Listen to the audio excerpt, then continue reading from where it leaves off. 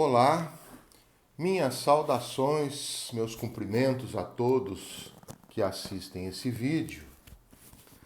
Nele eu vou tratar da extinção da punibilidade, parte 2, em que eu abordo as causas extintivas da punibilidade genéricas, que estão previstas elas no artigo 107 do Código Penal. Eu recomendo que, para o acompanhamento do vídeo, todos cliquem no link na parte descritiva deste mesmo vídeo, que remete para sinopses, porque lá nós temos todo um roteiro daquilo que se fala aqui e que pode ser acompanhado por quem nos assiste, certo? Vamos lá então. As causas extintivas genéricas do artigo 107, elas são genéricas porque se situam na parte geral do Código Penal e, assim, se situando na parte geral, elas podem operar efeito extintivo de punibilidade em relação a qualquer crime do ordenamento, desde que certamente haja a compatibilidade com determinado crime, seja sob o ponto de vista lógico, seja sob o ponto de vista normativo. Certo, meus caros? Então, a primeira causa extintiva da punibilidade, prevista no inciso 1 do artigo 107, é a morte do agente. Sendo que nós deveremos considerar, então, para o fim de extinção da punibilidade, a morte como a cessação completa das atividades vitais de uma pessoa. Eu digo isso porque existem outros conceitos de morte para outras finalidades, como, por exemplo, para fins de extração de órgãos com o objetivo de se fazer transplantes. Mas para fins de extinção da punibilidade, a morte do agente é a cessação completa de suas atividades vitais. Comprova-se a morte do agente através da sua certidão de óbito. Então, nos autos do inquérito, nos autos do processo que investiga determinado crime, para que seja possível se decretar a extinção da punibilidade pela morte, se torna necessária a juntada da certidão de óbito. Um problema que surge em relação a esse inciso 1 é quando não é comum, evidentemente, mas também não chega a ser uma coisa impensável, lá de vez em quando pode acontecer, de a extinção da punibilidade se basear em uma morte falsa, né? O sujeito simula de alguma maneira a própria morte para se livrar de um processo às vezes pesado, de uma carga processual pesada. E aí, com base num documento fraudulento decorrente desta simulação da morte, ele acaba conseguindo então uma decisão extintiva da sua punibilidade. E depois, passado o tempo, comprova-se, o sujeito reaparece ou comprova-se que aquela morte fora forjada de alguma maneira, fora uma fraude. E aí como fica a questão da extinção da punibilidade? Esse ponto não é pacífico, mas há entendimento, e até entendimento bem substancioso, no sentido de que quando fica comprovada a morte fraudulenta do agente, que ela tenha sido forjada com o propósito de extinção da punibilidade, então há entendimento de que a sentença que decreta a extinção da punibilidade fundada nesta morte fraudulenta, que é um erro essencial, a sentença é considerada inexistente e aí se permite inclusive que a ação penal ela possa ser proposta novamente sem que haja quebra de coisa julgada material.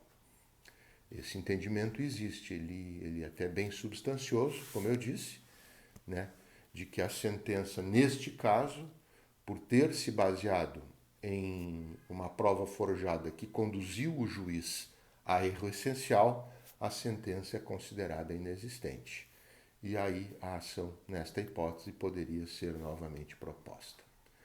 Então, Estes são os principais aspectos, né, os mais emergentes no que tange à morte como causa extintiva da punibilidade do agente. Depois, no inciso 2 do artigo 107, nós vamos ter três espécies daquilo que nós chamamos de perdão legal. Nós temos, quanto à extinção da punibilidade, três formas de perdão, quanto à sua origem, né? Quanto a de onde ele vem. Nós temos o perdão legal, que é concedido pelo legislador aqui em sentido amplo, não apenas poder legislativo, mas quem tenha a capacidade de legislar em determinada matéria, a legitimidade para isso. Então, o perdão legal, oriundo do legislador, o perdão judicial, concedido pelo juiz, que a gente vai ver mais à frente, e o perdão do ofendido, quando a própria vítima concede o seu perdão a quem lhe tenha feito o agravo. Então, neste caso do inciso 2, dentre as três hipóteses, né, perdão legal, judicial e do ofendido, nós estamos aqui mencionando as situações caracterizadoras de perdão legal, que são a anistia, a graça e o indulto. A anistia, que é a primeira delas, é concedida através de lei.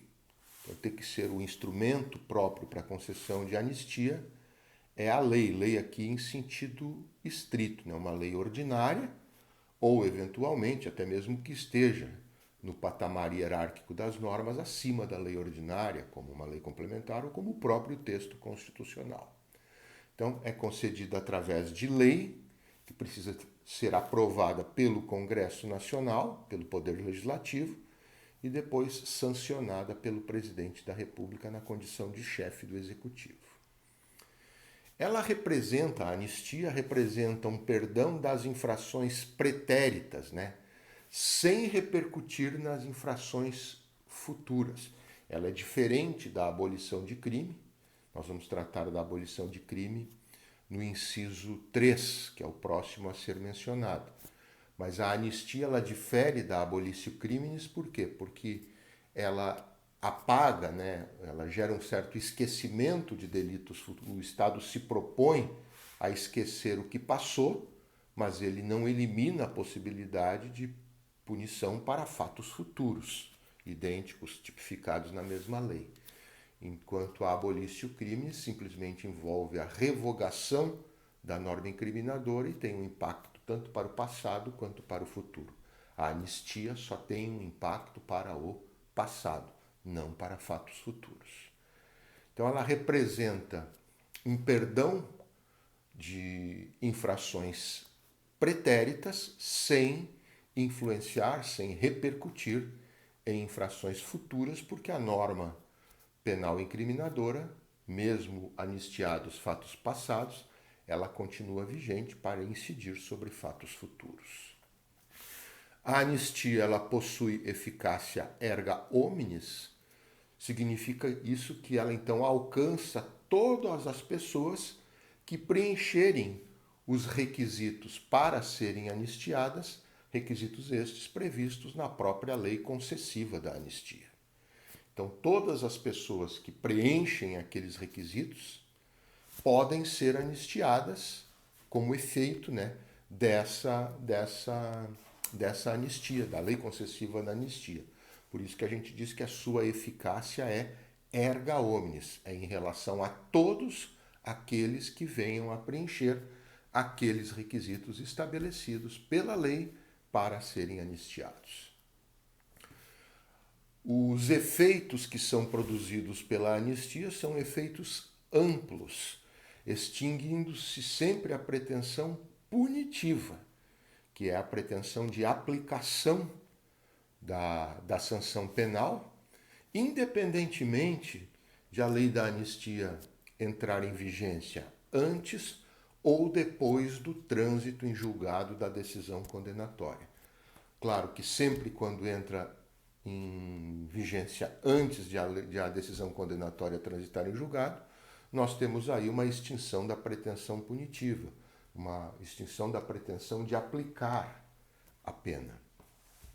Mas, no caso da anistia, e isso também acontece com a abolitio criminis, mesmo que a lei concessiva da anistia ela ocorra depois de haver transitado em julgado uma decisão condenatória, o entendimento é de que há a extinção da pretensão punitiva e não da pretensão executória.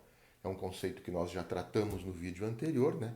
Extinção da pretensão punitiva significa a extinção da pretensão de aplicar a pena, enquanto a extinção da pretensão executória significa a extinção da pretensão de executar a pena que já foi aplicada. Aqui a ideia, mesmo que envolva uma anistia concedida depois do trânsito em julgado da decisão condenatória, entende-se que ela impacta inclusive sobre a pretensão punitiva, apagando todos os efeitos daquela condenação. Esse é o aspecto mais importante. Então, uma pessoa anistiada por um determinado crime, ela não vai estar induzida em reincidência, aquela decisão condenatória ela não pode ser utilizada como um título executivo para fins de pavimentar a execução por uma indenização decorrente daquele delito. Todos esses efeitos também acessórios da decisão condenatória, né, esses efeitos extrapenais, eles são também apagados quando se trata de anistia. Então, os efeitos são os mais amplos possíveis, né, extinguindo a pretensão punitiva, quer dizer, a pretensão de punir, apagando todos os efeitos, ainda que a condenação penal já tenha sido transitada em julgado. E uma última anotação sobre a anistia é que ela não pode ser concedida para crimes hediondos porque existe uma expressa vedação da concessão de anistia, tanto no parágrafo 5º, inciso 43 da Constituição da República, quanto no artigo 5º,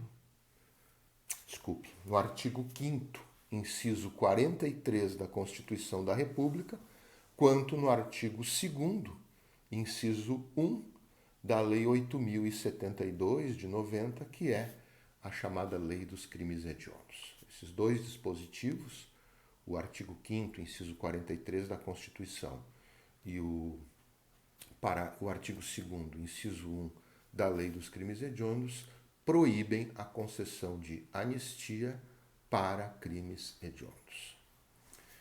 A segunda forma de perdão legal que nós temos é a graça. Está prevista no inciso 2 do artigo 107 do Código Penal também, assim como a anistia, a graça e o indulto. Então a graça também é uma das formas de perdão legal, só que aqui legal em sentido amplo, porque ela não erige, ela não vem do legislativo, mas sim ela é concedida pelo legislador, mas aqui legislador, presidência da República, né, o chefe do executivo, através de decreto. Então a graça ela é um perdão legal concedido através de decreto pelo presidente da República. A rigor, ela deve ocorrer sempre após o trânsito em julgado da condenação. Então, a graça, em princípio, ela vai extinguir a pretensão executória da pena. Quem pretende ser agraciado, quer dizer, perdoado através de graça, deve requerer, deve solicitar este perdão ao presidente da República, e se o presidente da República entender que é cabível, que é justo, que é oportuno, que é conveniente naquele caso, o juízo é de conveniência do presidente da República, ressalvada a questão dos crimes hediondos. Então, o presidente concede a graça através de um decreto. Então, ela deve ser requerida ao presidente da República pela pessoa interessada e ela possui uma eficácia individual. Há quem diga, há quem utilize para a graça a expressão indulto individual, que tem o mesmo sentido. A graça é aquele perdão concedido de forma individual pelo presidente a determinado criminoso. Então, desde que o crime não seja hediondo. Então, o presidente pode baixar o decreto dizendo: eu perdoo, eu concedo a fulano de tal a graça por tal crime praticado. Tá? Como o perdão ele tem natureza, ele tem um alcance apenas individual, uma eficácia apenas individual, então ele vai alcançar, né, vai beneficiar apenas a pessoa que nominalmente tenha sido agraciada pelo presidente da República. E ela possui, a graça, né, ela possui um efeito restrito, ela extingue apenas a pretensão executória da pena. Como nós falamos há pouco, a graça ela há que ser concedida depois de transitada em julgado a decisão condenatória, de maneira que o que se extingue, então, não é a pretensão punitiva, é a pretensão executória. E o efeito disso é que ela apaga, né, que ela elimina apenas a pretensão de executar a pena. Mas os demais efeitos produzidos pela condenação continuam perfeitamente ativos, continuam perfeitamente vigentes, como, por exemplo, a indução daquele condenado que agora foi agraciado em reincidência, aquela decisão que o condenou pode ser utilizada para fins de reparação de dano. Né? Então, os demais efeitos, os efeitos extrapenais daquela decisão continuam plenamente vigentes, plenamente ativos. O que desaparece pela extinção da pretensão executória é apenas a pretensão de executar a pena aplicada, permanecendo intocados os demais efeitos. Aliás, essa é bem a diferença entre extinguir pretensão executória e extinguir pretensão punitiva. Quando eu extingo a pretensão punitiva, eu apago tudo. E quando eu extingo a pretensão executória, eu só extingo a pretensão de executar a pena, mas os demais efeitos continuam plenamente vigentes. Então, no caso da graça, como o efeito é restrito, só extingue a pretensão executória, a pena não se executa mais, mas os demais efeitos continuam ativos. E a graça, ela não pode ser concedida, né? Não adianta pedir uma graça ao presidente da República, porque há uma expressa vedação no artigo 5º, também no inciso 43 da Constituição da República, e também no artigo 2º, inciso 1 da Lei 8.072, a Lei dos Crimes Hediondos, no sentido de que para crimes hediondos a graça ela é proibida, ela não pode ser concedida. Se ela fosse concedida para crimes hediondos, ela seria inconstitucional e ao mesmo tempo ilegal. Certo, meus caros? Então esse é o Instituto da Graça. Repetindo, é uma das formas de perdão legal, concedida através de decreto pelo presidente da República, que deve ocorrer depois de transitar em julgado a decisão condenatória, deve ser requerida, o presidente deve ser provocado para isso, possui eficácia individual, só gera efeito em relação àquele indivíduo para o qual a graça foi concedida, possui efeito restrito, quer dizer, extingue só a pretensão executória e não pode ser concedida em crimes hediondos. O indulto, que também está previsto no inciso 2 do artigo 107, o indulto é outra forma de perdão legal. Né? Legal também em sentido amplo, aqui a expressão legal em sentido amplo, porque na verdade o indulto ele é concedido também através de decreto lavrado, né, pelo presidente da República, subscrito pelo presidente da República. Também, a exemplo da graça, o indulto ele deve ocorrer após o trânsito em julgado da condenação. Embora alguns defendam que ele pode acontecer a qualquer momento, mas a rigor se exige que o indulto opere o seu efeito após o trânsito em julgado da condenação. Ele possui eficácia erga omnes também, a exemplo do que acontecia com a anistia e diferentemente do que acontece com a graça, cuja eficácia é individual. Para o indulto, a eficácia ela é erga omnes, ou seja, alcança todos os que preencham os requisitos estabelecidos no decreto presidencial para serem indultados.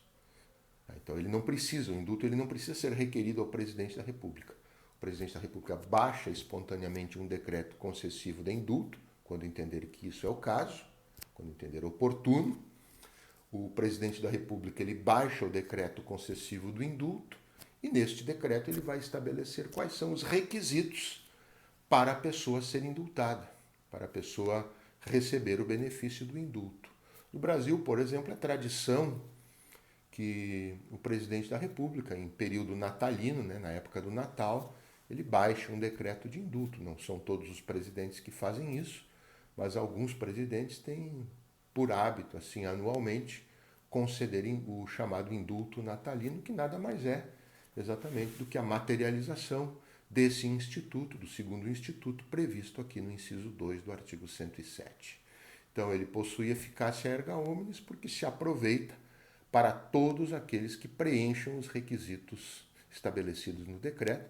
Quem afere, quem faz a avaliação se a pessoa preenche ou não aqueles requisitos, é o juízo da execução penal. O indulto também, a exemplo do que acontecia com a graça, que acontece com a graça, ele possui efeito restrito. Ele extingue apenas a pretensão executória da pena, permanecendo ativos todos os demais efeitos da condenação. Eu já citei, já falei sobre isso agora há pouco, quando tratei da graça, e o conjunto de efeitos é exatamente o mesmo. Ele é restrito a extinguir a pretensão executória da pena. O Estado, então, não executa mais a pena, mas os demais efeitos decorrentes da condenação, os efeitos extrapenais, eles continuam plenamente vigentes, plenamente ativos, como a indução à reincidência, como a necessidade de reparar o dano com base na condenação, enfim. A exemplo do que acontecia também com a anistia e com a graça, o indulto ele não pode ser concedido a crimes hediondos. Crimes hediondos não podem ser indultados, não podem ser objeto de indulto.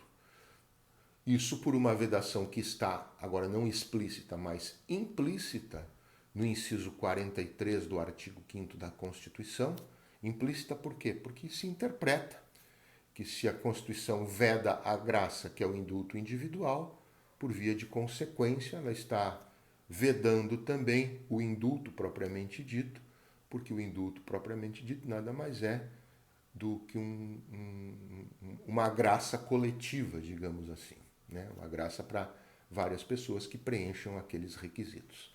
Então, implicitamente, está vedado também pelo inciso 43 do artigo 5º a concessão do indulto, e de forma expressa, ele é vedado pelo artigo 2º, inciso 1, da Lei 8.072, que é a Lei dos Crimes Hediondos. Também proíbe expressamente daí a concessão do indulto à Lei dos Crimes Hediondos. Então, a proibição está implícita no artigo 5º, inciso 43 da Constituição, e explícita, no artigo 2º, inciso 1, da Lei 8.072. E uma coisa importante ainda sobre o indulto, não confundir indulto com comutação de pena.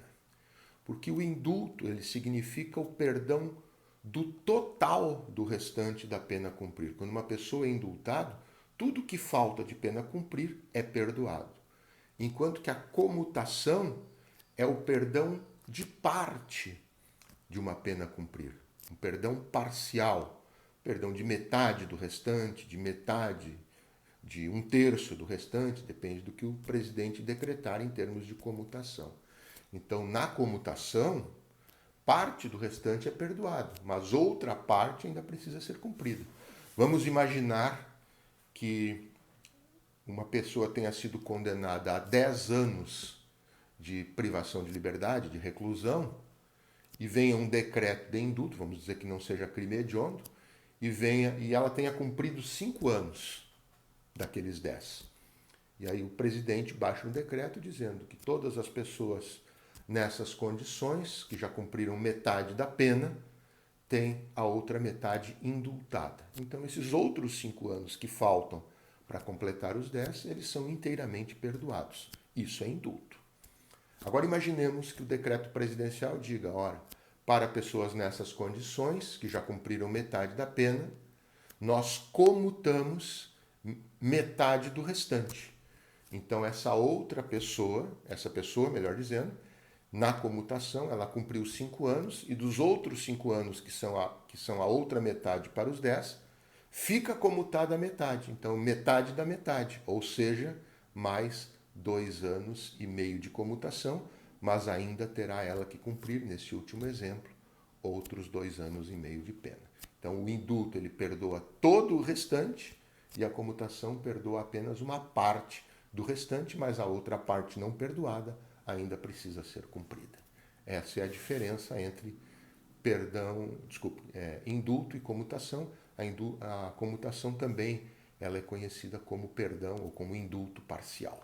Certo, meus caros? Então, sobre indulto é isso. Resumindo, é uma outra forma de perdão legal, concedido através de decreto do presidente da República. Deve ocorrer, em princípio, apenas depois do trânsito em julgado da condenação. Possui eficácia erga omnes, alcançando todas as pessoas que preencham os requisitos estabelecidos no decreto de indulto. Quem determina se esses requisitos são preenchidos ou não é o juízo da execução. Possui efeito restrito, extinguindo apenas a pretensão executória da pena. Apaga a pretensão de executar a pena, mas os demais efeitos da condenação continuam plenamente vigentes. Não pode o indulto ser concedido em crimes hediondos, por vedação constitucional e também da lei dos crimes hediondos, e ainda não confundir indulto com comutação, porque o indulto é o perdão do total do restante de pena a cumprir e a comutação é o perdão parcial desse restante de pena a cumprir. O que foi perdoado na comutação não se cumpre, mas o que não foi perdoado precisa ainda ser cumprido, como eu disse.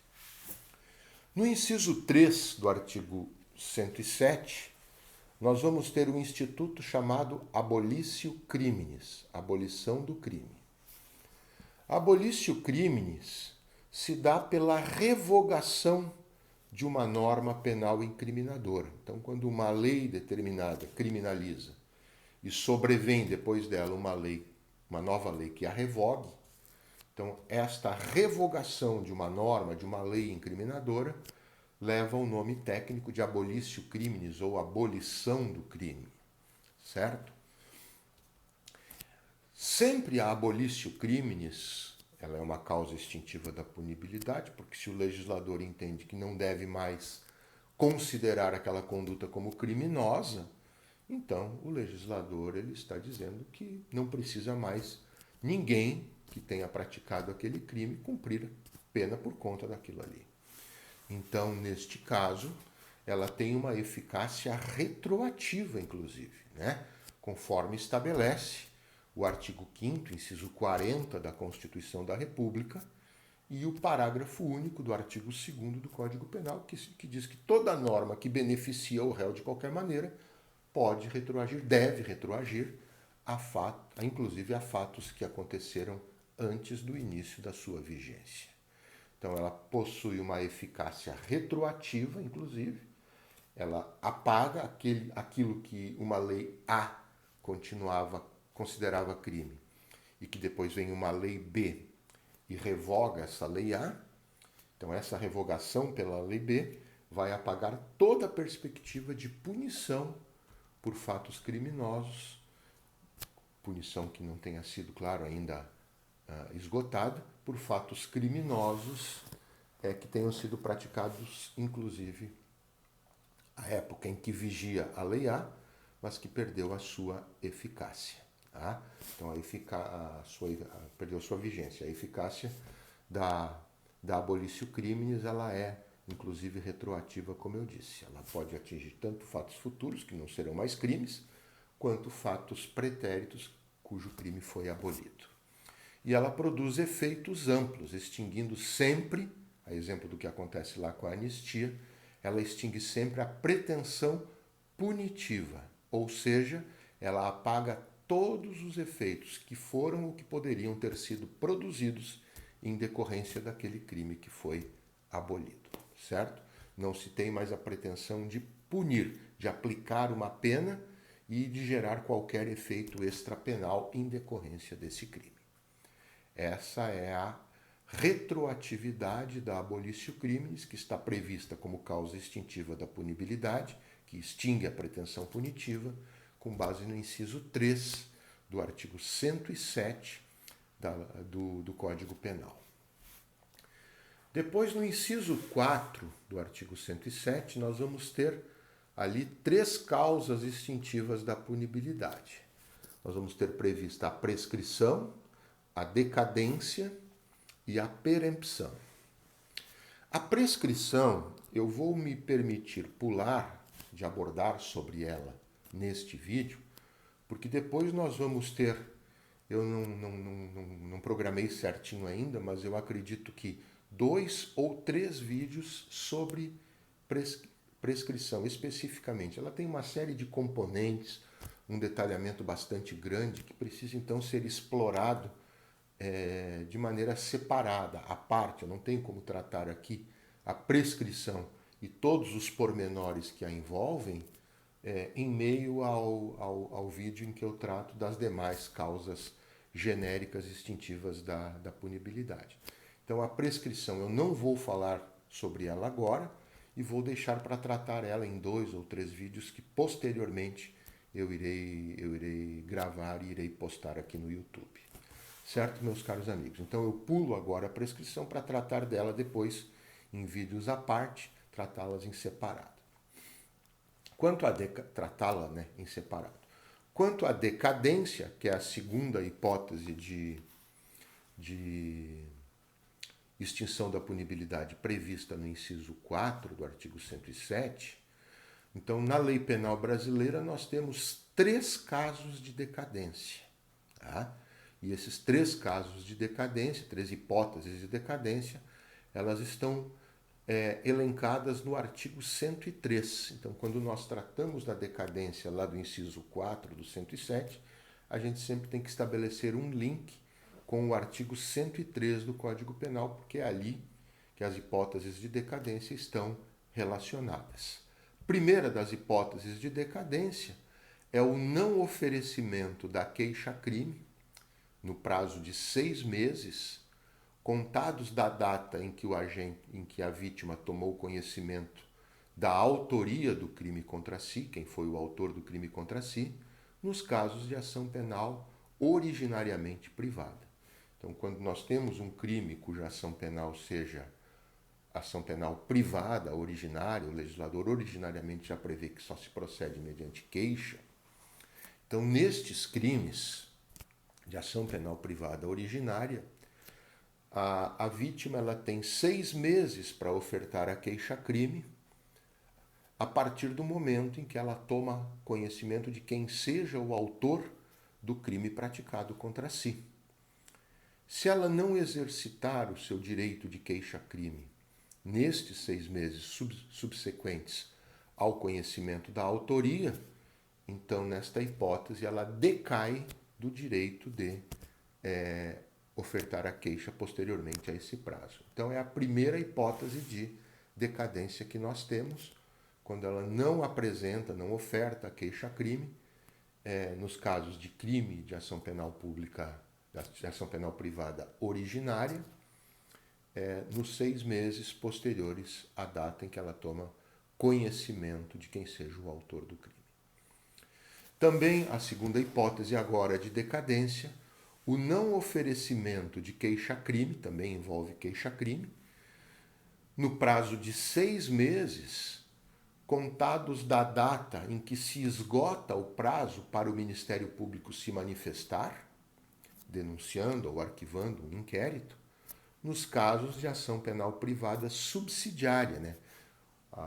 Só lembrando que as hipóteses de ação penal privada subsidiária são aquelas em que a ação ela é originalmente pública, mas que o Ministério Público ele permanece inerte no prazo que ele tem para oferecer denúncia ou para arquivar aquele inquérito, ele permanece inerte. O inquérito fica lá numa prateleira, o promotor não se manifesta.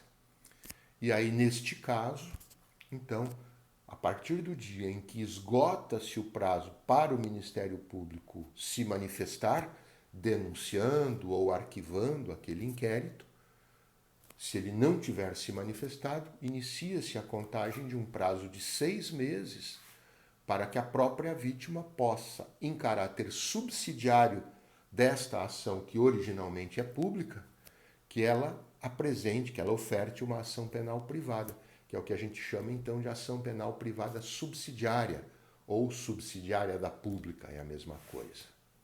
Então, se ela não apresenta a queixa-crime subsidiária nestes 6 meses posteriores à data em que o Ministério Público perde o prazo para se manifestar, então ela também terá contra si o efeito da decadência operado, se não fizer isso nos 6 meses subsequentes à data do esgotamento do prazo para o Ministério Público. Então é a segunda hipótese que nós temos neste caso de queixa-crime. Queixa-crime, então, envolve sempre 6 meses, quando é de ação privada originária, a partir do dia que a vítima toma conhecimento da autoria do fato. E quando é ação penal privada subsidiária, 6 meses a contar do dia em que se esgota o prazo para o Ministério Público se manifestar. E ainda temos uma terceira hipótese também de decadência, também no artigo 103, que é aquela em que não há o oferecimento da representação, também no prazo de 6 meses, contados da data do conhecimento da autoria do crime, nos casos de ação penal pública condicionada à representação. Então, a vítima ela tem 6 meses para representar contra quem tenha sido o autor do fato criminoso contra si, nos casos de ação penal pública condicionada a esta representação. E se ela não ofertar a representação, quer dizer, se ela não manifestar-se dizendo que tem interesse em ver o seu agressor, em ver o seu ofensor processado e condenado criminalmente por este fato, no prazo de 6 meses, se ela não fizer isso no prazo de 6 meses a contar do dia em que toma conhecimento de quem seja o autor, ela também perde o prazo para essa representação e decai do direito de representar. Tá? Então essa é a terceira hipótese, né? As duas relacionadas aos 6 meses para queixa-crime e essa terceira hipótese relacionada aos 6 meses para a oferta de representação nos casos de ação penal pública condicionada. São estas, então, as 3 situações, as 3 hipóteses elencadas no artigo 103 do Código Penal que geram a extinção da punibilidade pela decadência do direito. Depois nós temos, ainda no inciso 4, o Instituto da Perempção, também previsto como causa extintiva da punibilidade, quando ocorre a prescrição, a decadência e agora também a perempção. A perempção, o Instituto da Perempção, ele constitui a não prática de um ato processual no prazo assinalado, acarretando, então, essa não prática do ato processual a extinção do processo. Aqui, aliás, uma diferença importante, não é bem a nossa matéria, mas vale citar, a diferença entre perempção e preclusão. Na perempção, ambas envolvem preclusão e perempção, ambas envolvem a perda do prazo para a prática de um determinado ato processual. A diferença é que na perempção, quando este ato ele não é praticado no prazo, deixa de ser praticado, acarreta a perempção a extinção do processo. Enquanto na preclusão, nós não temos a extinção do processo. O ato não é praticado, mas o processo ele continua andando, ele segue, ele tem seu prosseguimento em fases posteriores, em fases ulteriores. Então, quando a não prática de um ato processual gera a extinção do processo, estamos falando de perempção ou prazo peremptório.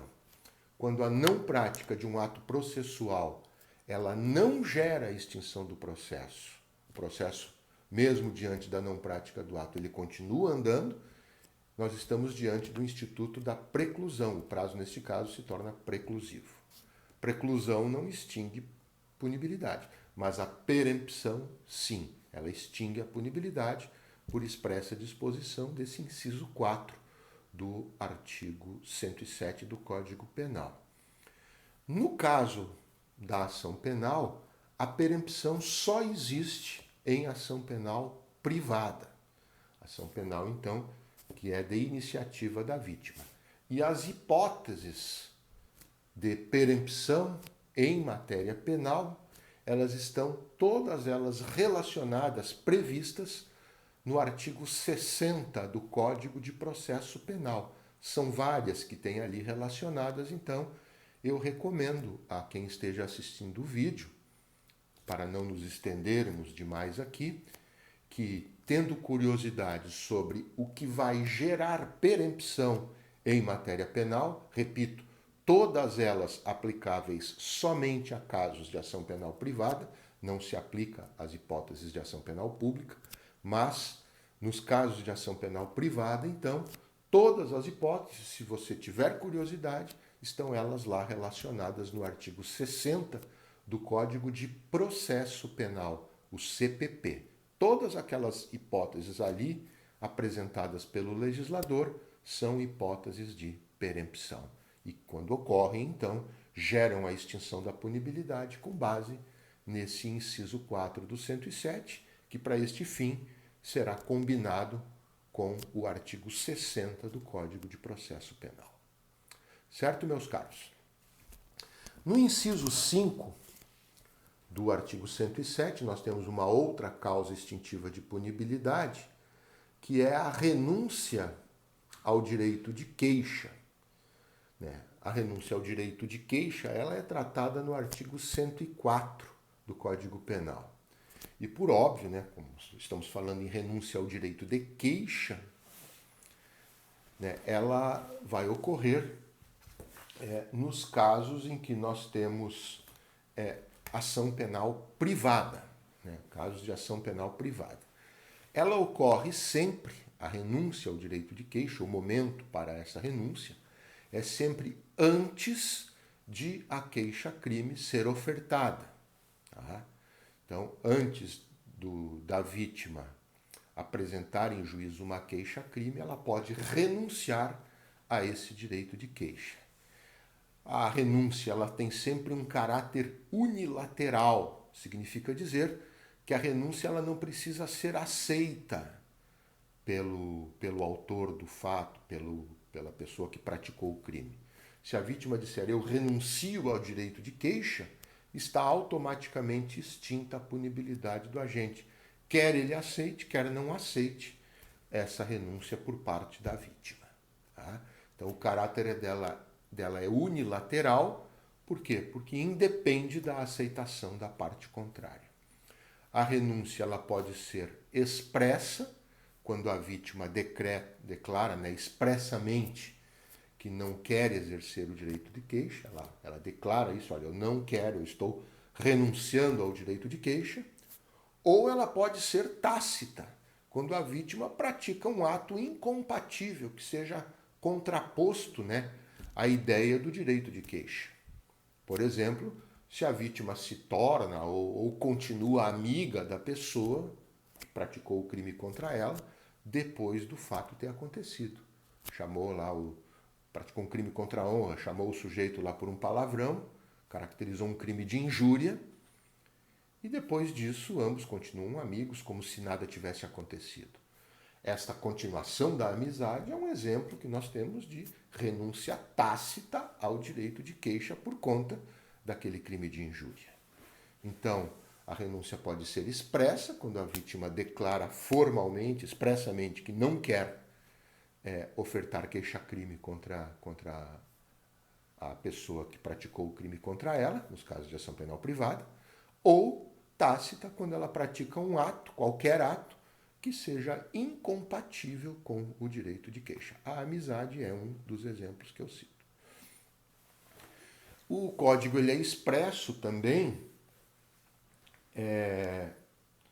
no parágrafo único do artigo 104, na parte final do parágrafo único, que o recebimento de indenização pelo dano provocado pelo crime não implica renúncia tácita ao direito de queixa. Então, se a vítima recebe uma indenização, se ela é indenizada e aceita essa indenização pelo crime que, em face dos prejuízos que ela sofreu com o crime praticado por ela, o recebimento dessa indenização, a aceitação dessa indenização não significa renúncia tácita ao direito de queixa. Isso o legislador deixa expresso no parágrafo único, parte final do artigo 104.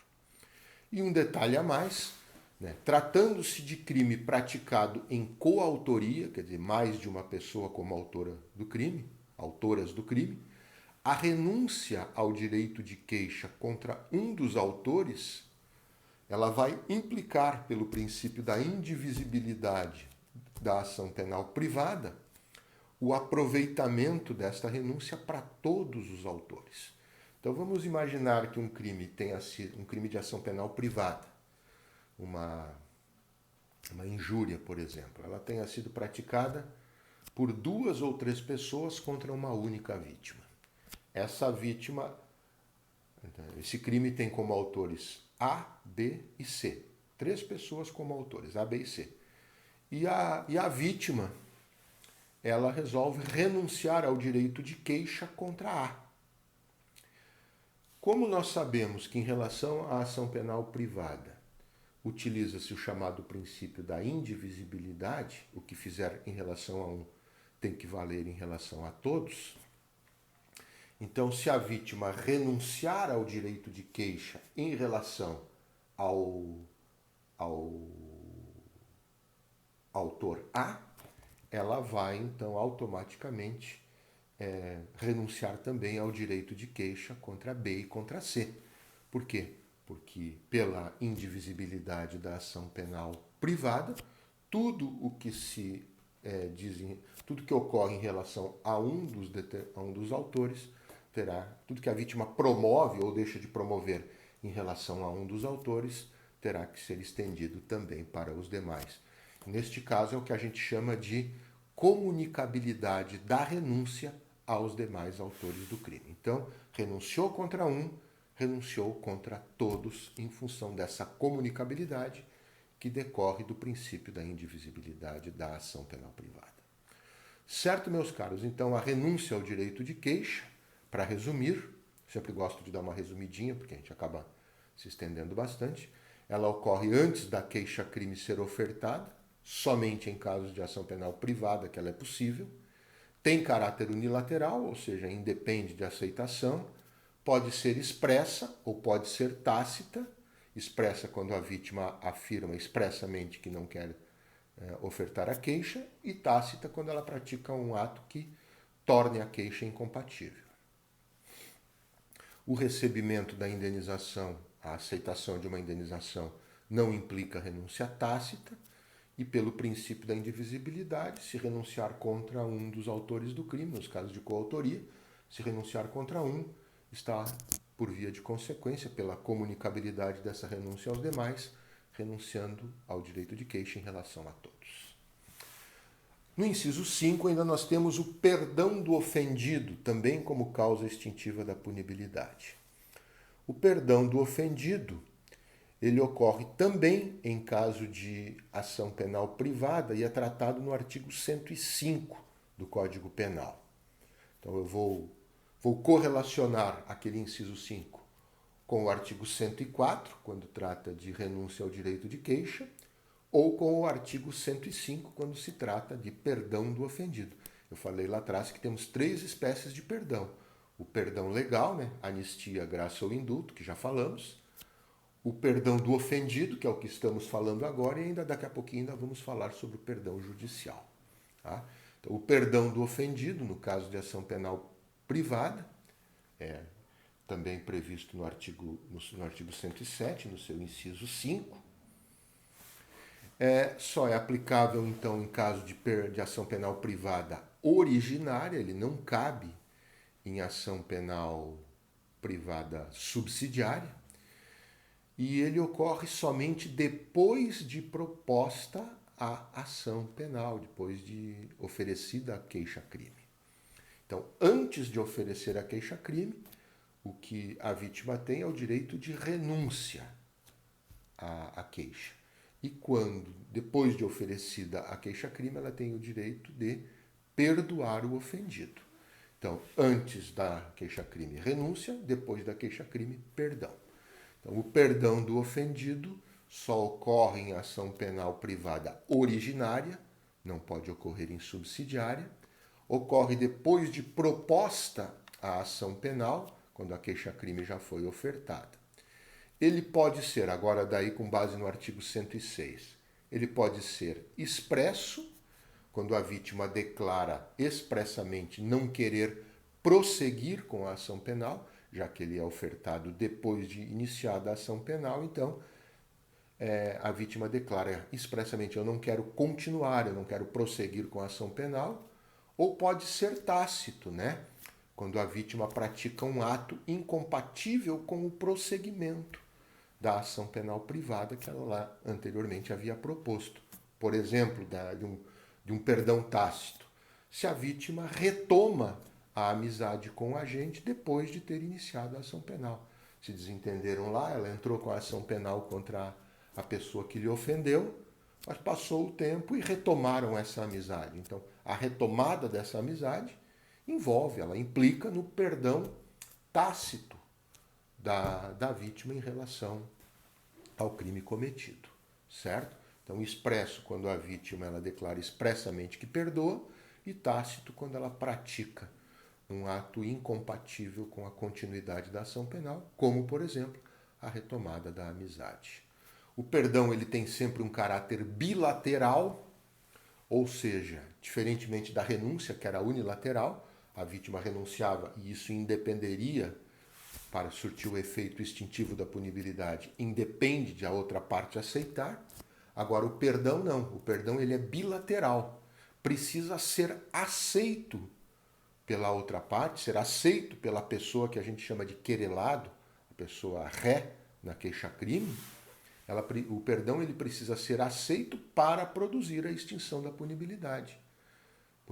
Pode acontecer da vítima dizer, olha, eu estou te ofertando o perdão, você aceita? Não, não aceita. Eu quero que a ação penal continue, por esse ou aquele motivo, não interessa, mas eu quero que a ação penal continue. Então, no caso do perdão, ele precisa ser bilateral para produzir o efeito extintivo da punibilidade. A vítima oferta, mas para o efeito ser produzido, é preciso que o réu, que o querelado, aceite esse perdão. Isso está previsto expressamente no artigo 106, inciso 3 do Código Penal. Se houver mais de uma vítima, o perdão de uma delas não se estende às demais, prosseguindo-se então a ação proposta por estas. Isso está no inciso 2 do artigo 106. Então vamos dizer que o crime tenha sido cometido contra 2 ou 3 vítimas. Uma delas resolve perdoar, mas a vítima A perdoa, mas a vítima B e a vítima C não perdoam. Então, a ação proposta pela B e pela C, esta ação continua. O perdão só surte efeito em relação àquela vítima que perdoou, mas o fato de uma pessoa ter perdoado não obriga as demais vítimas a também perdoarem. É esse o sentido do inciso 2 do 106. Então, quando ocorre o perdão por uma vítima, as demais vítimas não perdoando, a ação continua em relação ao crime praticado contra estas que não perdoaram. Se o querelado, se o réu, ele recusa então o perdão, a ação penal privada tem que prosseguir, como eu disse, se trata de uma providência revestida de bilateralidade, ou seja, a vítima tem que oferecer o perdão, mas o efeito para ser surtido demanda o aceite por parte da pessoa que ofendeu, que no caso é o réu da ação penal privada. Tratando-se de crime praticado em coautoria, o perdão concedido a um dos autores implica, daí também pelo princípio da indivisibilidade da ação penal privada, aproveitamento a todos os coautores. É o caso, então, de comunicabilidade do perdão aos demais, regra do artigo 106, inciso 1 do Código Penal. Então, se a vítima... Agora é uma coisa... Antes nós tínhamos um ou mais réus ofendendo mais de uma vítima. Se uma perdoa, o perdão de uma não se estende às demais. O processo continua em relação ao crime praticado contra as vítimas que não perdoaram. Agora estamos falando aqui de outra coisa. Estamos falando aqui de mais de um réu. Então, se a vítima ou as vítimas perdoam um réu, um autor do crime, este perdão de um deles vai se estender aos demais pela comunicabilidade do perdão de um para os outros autores do crime. Isso se dá, como eu disse, pelo princípio da indivisibilidade, um trava-queixo aqui, princípio da indivisibilidade da ação penal privada. Regra do artigo 106, inciso 1 do Código Penal. E ainda, um lembrete importante, o parágrafo 2º do artigo 106, ele trata do limite temporal para o perdão do ofendido. Então, qual é o limite? Qual é o último momento em que o perdão pode ser concedido? Então, o limite temporal para a concessão de perdão por parte do ofendido é o trânsito em julgado de uma decisão condenatória. Transitada em julgado a decisão condenatória, aí já não cabe mais perdão. Parágrafo 2º do artigo 106. Então, a vítima tem até o trânsito em julgado de uma decisão condenatória para perdoar o seu ofensor e este aceitar. Se isso ocorrer até o trânsito em julgado da decisão condenatória, muito que bem, o perdão, então, extingue a punibilidade. Depois de transitada em julgado a decisão condenatória, já não cabe mais perdão do ofendido, por vedação expressa lá do artigo 106, parágrafo 2º.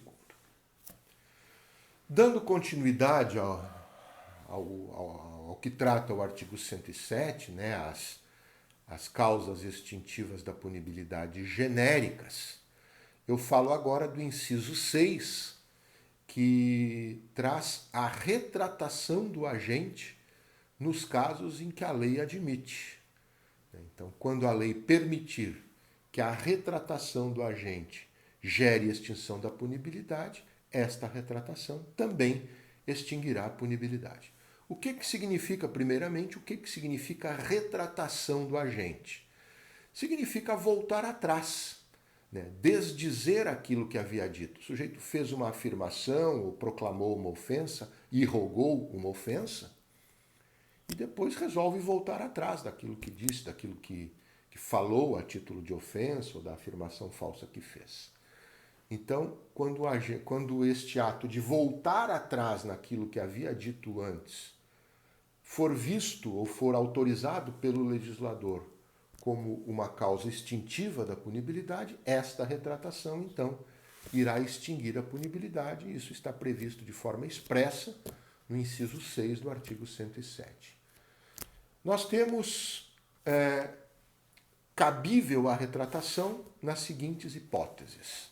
No artigo 143 do Código Penal, então esse inciso 6 do 107, faz um link com o artigo 143 e depois também com 342, parágrafo 3º do Código Penal. No 143, nós temos a previsão da retratação nos crimes de calúnia e de difamação. A calúnia ela é tipificada no artigo 138 e a difamação é tipificada no artigo 139 do Código Penal.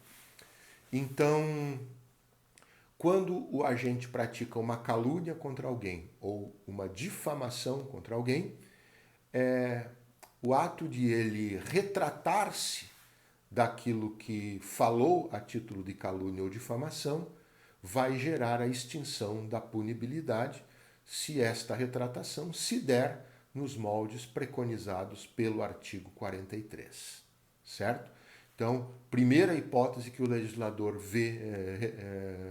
informa como passível de retratação e, uma vez retratado, gerando a extinção da punibilidade, o 143 do Código Penal. E a segunda hipótese, o parágrafo 3º do artigo 342, que trata da retratação no caso de crime de falso testemunho ou falsa perícia. Na verdade, o nome é esse, mas ele envolve outros tipos de afirmações, negações ou silêncios sobre a verdade também.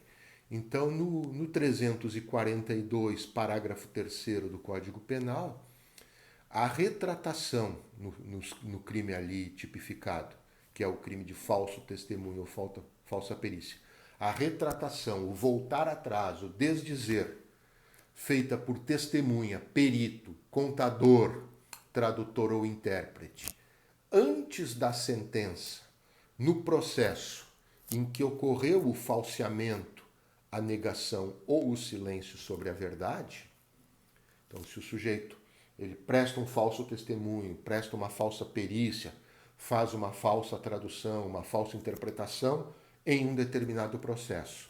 Se até a sentença, neste processo em que ocorreu esse fato, ele vier a se retratar, a desdizer aquilo que disse a título de falsidade, então esta retratação ela vai gerar também a extinção da punibilidade do agente. E aí eu combino o inciso 6 do artigo 107 com o 342, parágrafo 3º. Em síntese, ele é combinado, então, esse inciso 6 com esses dois artigos, o 143 e o 342, parágrafo 3º do Código Penal.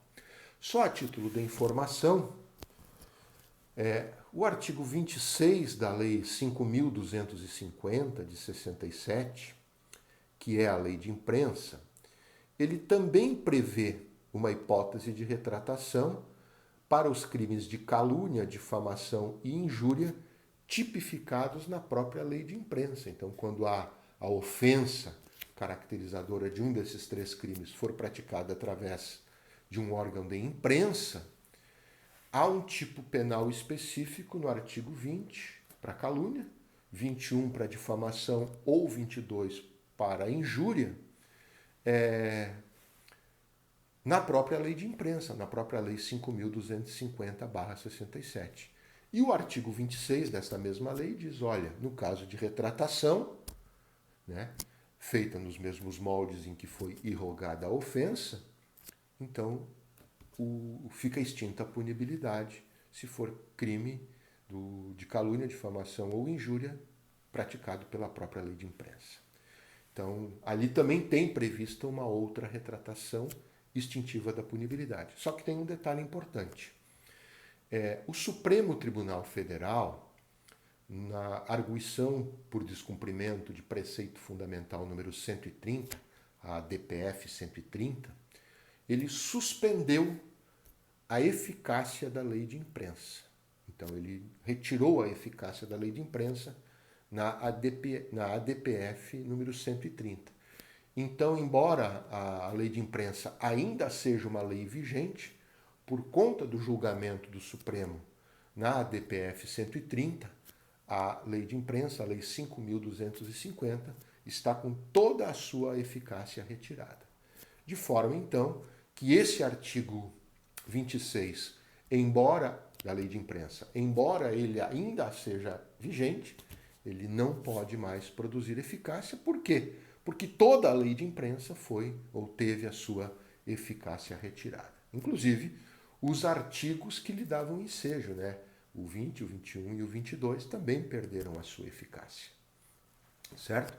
Então, embora ele ainda exista, em termos formais, vigente na ordem jurídica, ele não pode mais, o artigo 26 da Lei 5.250, produzir qualquer efeito, porque os próprios crimes também, sobre os quais ele operaria o efeito de extinção da punibilidade, também perderam a sua eficácia em função do julgamento, como eu disse, pelo Supremo da ADPF 130. E um detalhe ainda importante, um segundo detalhe sobre a questão da retratação, ela não se aplica, não existe retratação, não aplica-se retratação para os crimes de calúnia e difamação da Lei 4737, que é o Código Eleitoral. A calúnia e a difamação em matéria eleitoral, elas estão previstas no artigo 324 e 325 do Código Eleitoral. O Código Eleitoral é a Lei 4737. E os crimes, então, do 324 e 325, que são calúnia e difamação, praticado com propósitos eleitorais, são crimes de ação penal pública, segundo a regra do artigo 355 do próprio Código Eleitoral, que diz que todos os crimes tipificados no Código Eleitoral são de ação penal pública. E aí, entre eles, o 324 e o 325.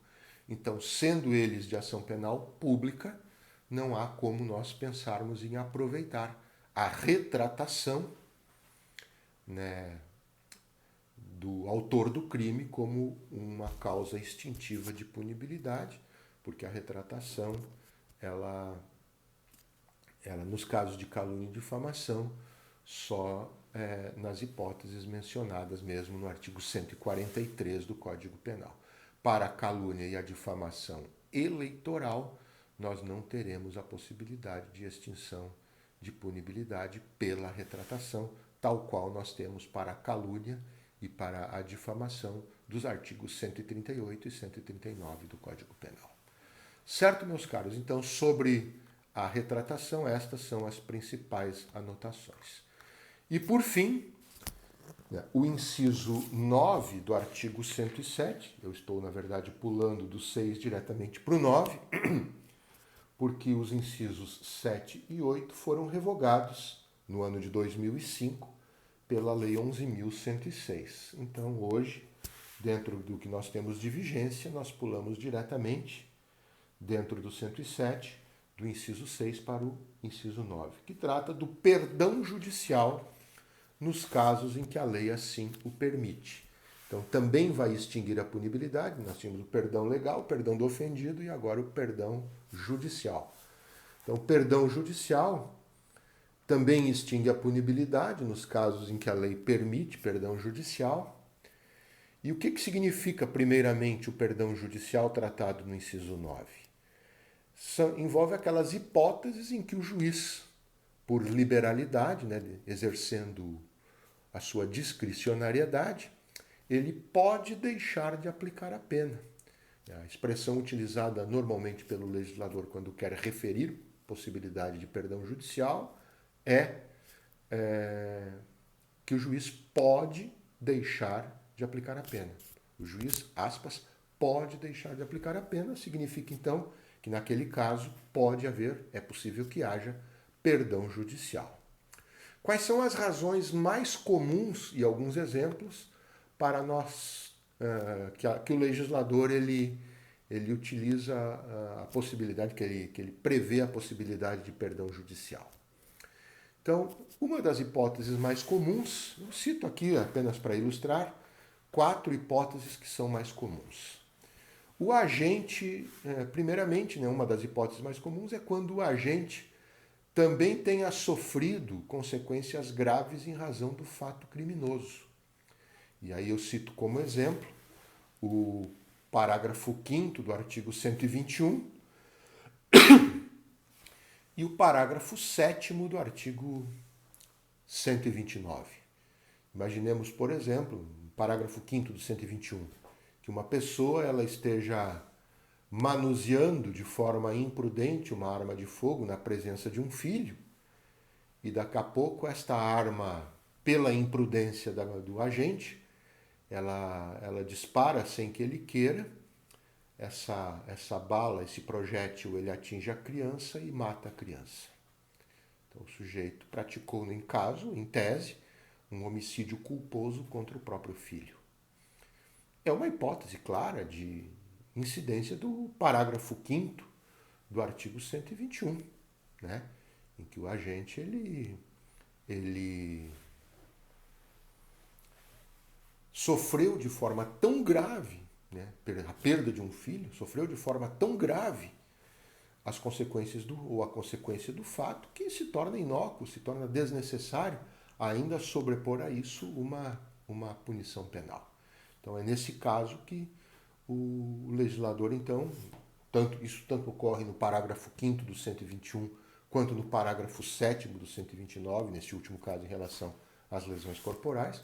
Então, quando o agente ele é atingido pelas consequências do crime de forma tão grave que se torne desnecessária a punição criminal, essa é uma das circunstâncias que acabam justificando a possibilidade de perdão judicial.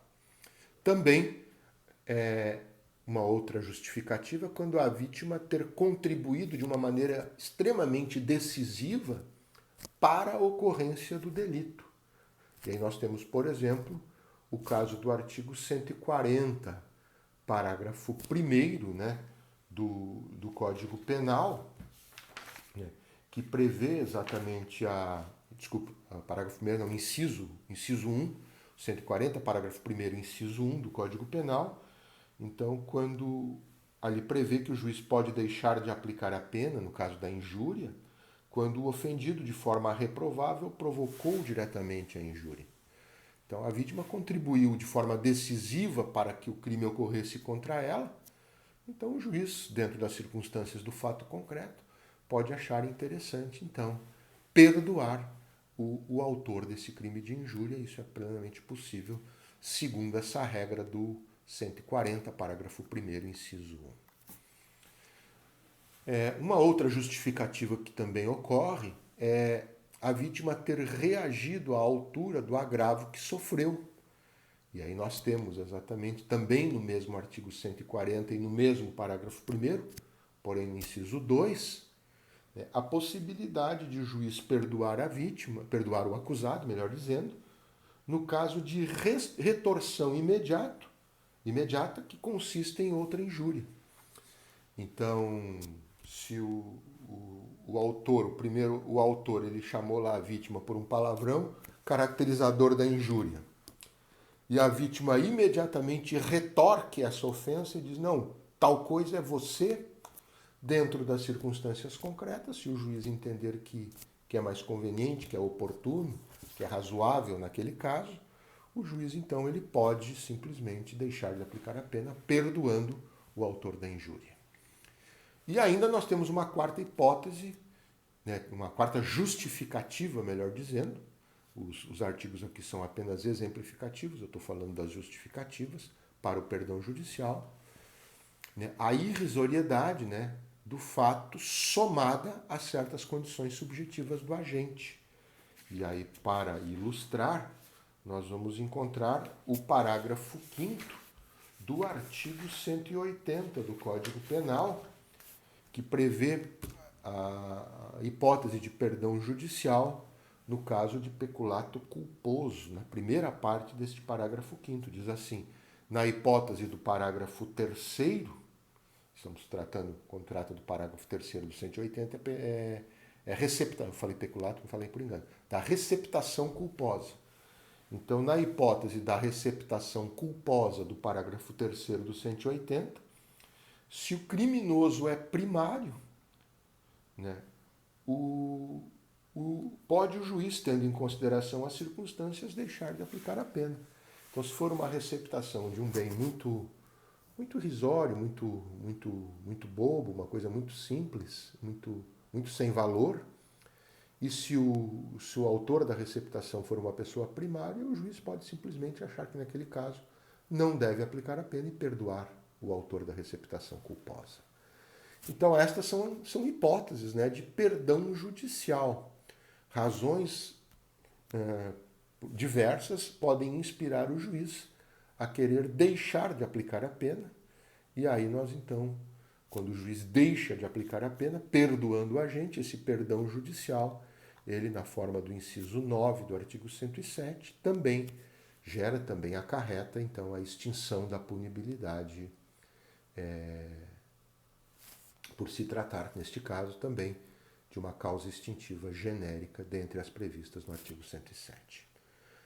Ressalto só que nestes casos do inciso 9, estes exemplos aqui de artigos que eu citei são apenas ilustrativos, né? Existem outros também no ordenamento jurídico Esses aqui são apenas para exemplificar cada um dos motivos que pode levar o juiz a optar pela concessão do perdão judicial e deixar então de aplicar a pena, se isto for autorizado por lei. Tem que ter um dispositivo expresso prevendo a possibilidade de o juiz deixar de aplicar a pena, a exemplo do que ocorre em todos esses casos que eu citei. Certo, meus caros? Então, sobre as causas extintivas da punibilidade genéricas, do artigo 107, estas são as considerações mais importantes. No próximo vídeo, o vídeo Extinção da Punibilidade número 3, eu vou tratar das causas extintivas quase genéricas. Eu costumo chamar, isso não está na doutrina, não está na jurisprudência, é um apelido, é um nome que eu mesmo criei para tentar refletir uma situação que depois eu vou justificar o porquê. Mas no vídeo seguinte, então, eu vou tratar das causas extintivas da punibilidade, que eu chamo de quase genéricas. A homologação da conciliação penal, o cumprimento da transação penal, o cumprimento da suspensão condicional do processo e o cumprimento do acordo de não persecução penal. Certo, meus caros? Essa é a matéria do nosso próximo vídeo, o Extinção da Punibilidade, parte 3. Até lá, um abraço a todos. Vamos nessa.